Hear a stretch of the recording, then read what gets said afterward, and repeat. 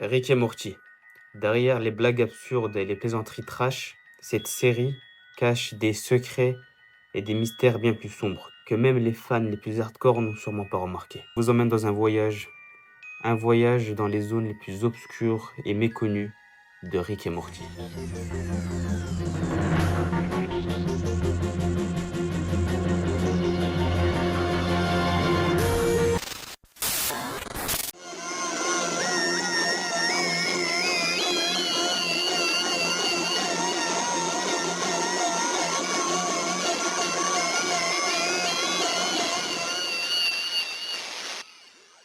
Rick Cornichon.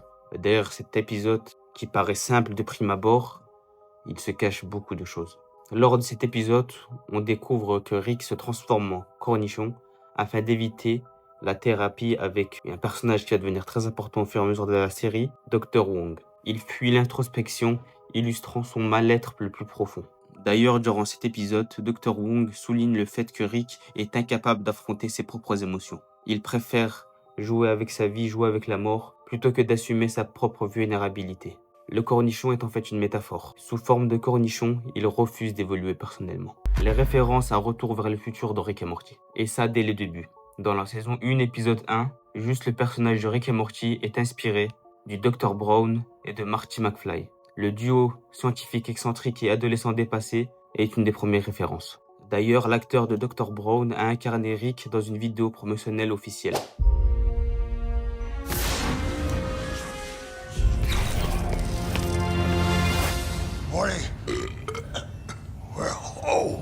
Oh jeez.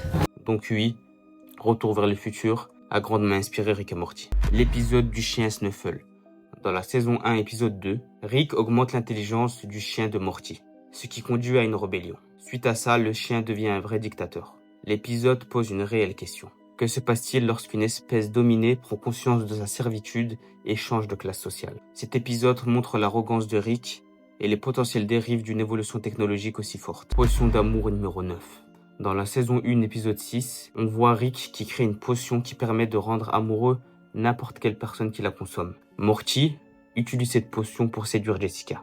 Mais cela dégénère et toute l'humanité tombe amoureux de Morty et finissent par être transformés en mutants que nous nommerons les Cronenberg. Mais ce n'est pas ça le plus marquant dans cet épisode. Suite à ce désastre, Rick décide d'abandonner l'univers dans lequel il vit. Avec Morty, il décide de fuir l'univers. Ils enterrent leur double qu'ils trouvent mort dans une autre dimension et continuent leur vie comme si rien n'était. Cet épisode expose la réalité du multi-univers. Rick n'a aucun scrupule à changer d'univers comme on change de chemise. Aucun remords, aucun regard en arrière. Durant cet épisode, on voit pour la première fois le choc le plus profond de Morty, ce qui pose la question des valeurs morales et de leur choix. Monsieur Larbin. Dans la saison 1, épisode 5, on découvre une boîte magique qui sert à invoquer des créatures bleues nommées Monsieur Larbin. Ces créatures-là n'ont qu'un but, accomplir la tâche qu'on leur a confiée lorsqu'on les a invoquées. Leur apparence enfantine cache un lourd fardeau, une angoisse profonde. Lorsqu'ils n'arrivent pas à accomplir leur tâche, comme le montre l'épisode, une grande souffrance en eux naît. Durant cet épisode, on voit Jerry invoquer un Monsieur Larbin et lui confier une tâche très floue. Alors on découvre que sans objectif clair, les Monsieur Larbin sombrent dans la folie. Cela symbolise l'absurdité de certaines quêtes de l'être humain et la recherche désespérée de sens. Bon, on a assez joué, maintenant on va rentrer dans les choses sérieuses. On va descendre d'un cran dans l'iceberg et on va commencer les théories plus sombres, les complots et plus encore. Monsieur Boîte à Caca serait en fait un Morty alternatif. Monsieur Boîte à Caca est un personnage très mystérieux, apparu du jour au lendemain sans aucune explication. Il a un profond attachement envers la famille et une proximité assez étonnante. La raison qui pourrait expliquer cela, c'est qu'en fait, Monsieur Boîte à Caca est un Morty provenant d'une dimension parallèle. Cette théorie paraît folle, mais elle n'est pas impossible. La série nous a prouvé que Morty évolue différemment selon son environnement. On a eu des Morty lézards, des Morty cowboys, etc., etc. Alors pourquoi pas un Morty Monsieur Boîte à Caca? D'autant plus que les personnages se ressemblent. Le Morty actuel qu'on connaît serait en fait un clone. Et on a plusieurs indices qui nous permettent de penser ça. Dans la saison 1, épisode 6, l'épisode des Cronenberg, on voit à la fin de l'épisode que Morty est complètement choqué et dépassé. Pourtant, lors du prochain épisode, plus aucun effet sur lui. On dirait qu'il l'a accepté, comme si ce n'était plus la même personne. Autre indice, au fur et à mesure de la saison, on voit le comportement de Morty drastiquement changer. Il devient de plus en plus froid, de moins en moins naïf Et cela pourrait être dû au fait que Morty n'est en fait plus Morty, mais un clone.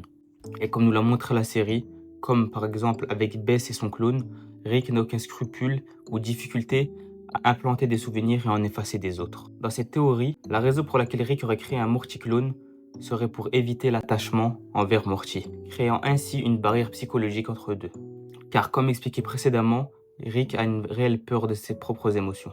Morty diabolique serait en réalité un Rick. Là on passe à ma théorie préférée.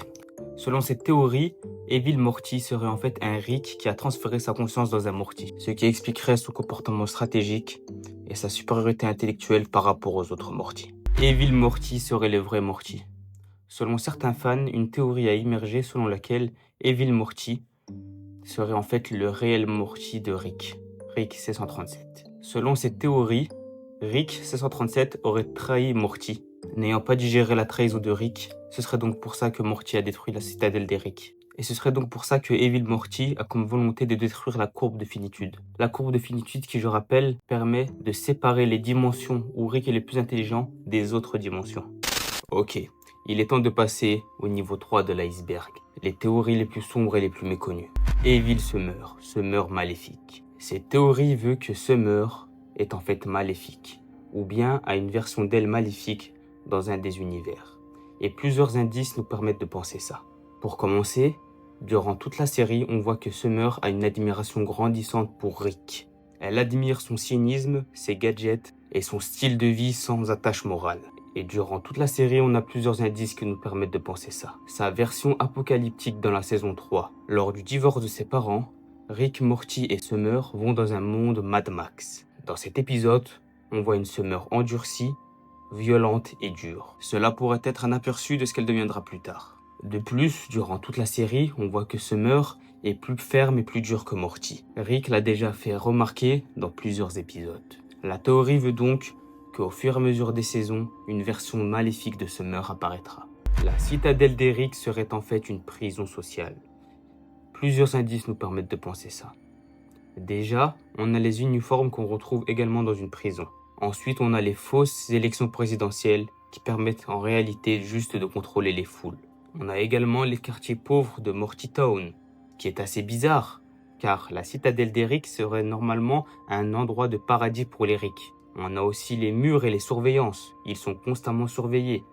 Encore bizarre pour un paradis. Ou encore les métiers inutiles qui réduisent les Rick à l'esclavage. Tous les éléments que je viens de citer sont contraires à ce qu'un Rick aime. Un Rick aime la liberté, son libre arbitre, se sentir supérieur. Jerry serait en fait bisexuel. Cette théorie peut faire sourire, mais elle a des très gros arguments. Déjà, durant plusieurs épisodes, il se passe des choses assez troublantes. Dans la saison 3, épisode 5, Jerry accepte les avances d'un alien, puis le remercie maladroitement. Dans la saison 2, épisode 7, lors de la thérapie de couple avec Bess, les discussions sont remplies de sous-entendus assez étranges. Ça fait beaucoup, mais ce n'est pas fini. On a également son attitude avec Rick, un mélange entre jalousie et admiration, qui pourrait être perçu comme une attirance refoulée. Et maintenant, on ajoute à ça sa répression de personnalité. Un homme frustré, introverti et psychologiquement fragile. Cela correspond au profil classique de l'homme aux attirances sexuelles refoulées. Et Rick est prisonnier d'une boucle temporelle.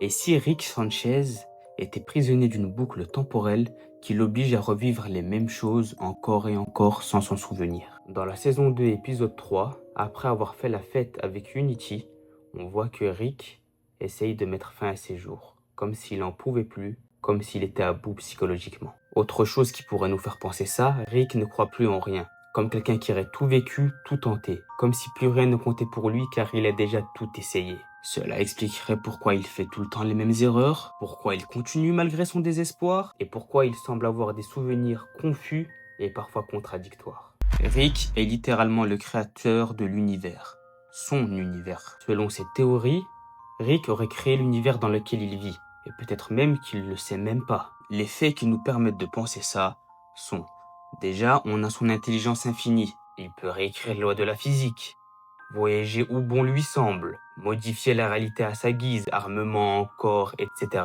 etc. De plus, l'univers tourne autour de lui.